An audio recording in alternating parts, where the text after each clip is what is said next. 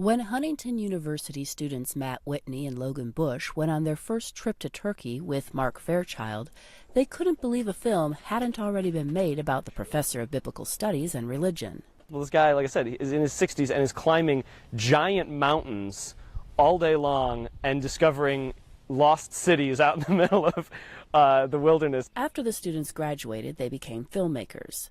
Earlier this year, they completed filming a documentary about Fairchild and Turkey. We're using this trip that we take along St. Paul's missionary route as a backdrop and a story to bring us along on Dr. Fairchild's day-to-day life.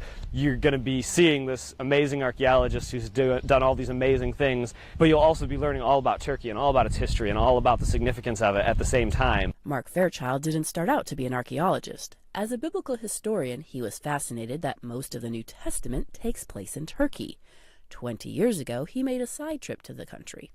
He was so impressed with the antiquities that he became a self-taught archaeologist and began spending all his free time there.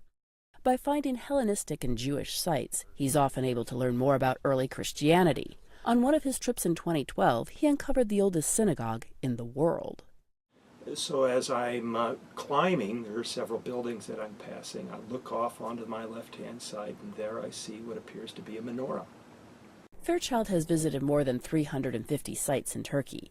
He often makes discoveries by visiting the countryside and talking with locals. While they're often aware of the many ruins, they seldom know what they are or have visited themselves. That's partly because they're so remote and overgrown, and partly because the country sees its history as beginning with Islam. Fairchild hopes his work, as well as this film, gives Westerners not only an appreciation of the past, but a better understanding of Turkey's role in the modern world.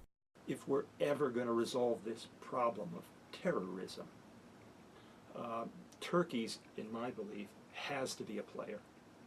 Turkey is 99% Muslim, but they are very secular. It is the most moderate Muslim nation in the world.